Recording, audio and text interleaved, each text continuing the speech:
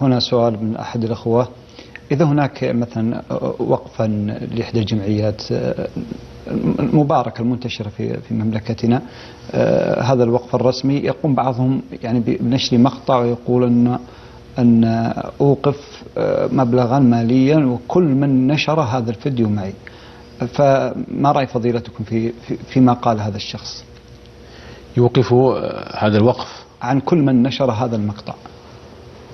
يعني هذا الأمر بدأ ينتشر في الآونة الأخيرة، وأن الإنسان يقول أنه يشترك في الأجر كل من نشر هذا المقطع، وهذا لا أعلم له أصلا أن يكون بهذه الطريقة، لأن هذا كأنه يريد التسويق بهذه الطريقة ويهب الثواب لأجل التسويق. هو يريد أن يسوق لهذا المقطع بطريق هبة الثواب.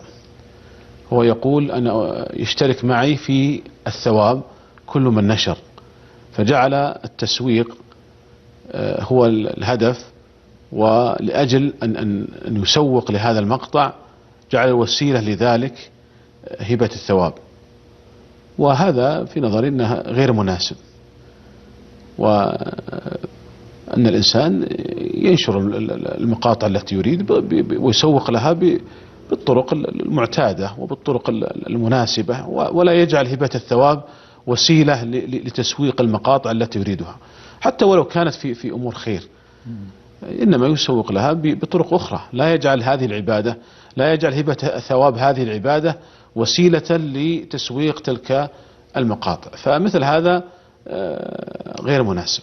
نعم. حتى وين يعني هو يتبرع في البداية، يقول هذه 10,000 وأشرك معي كل من نشر هذا الفيديو. نعم، هو لأن هدفه هو تسويق المقطع، فجعل هبة الثواب هذه وسيلة لنشر المقطع.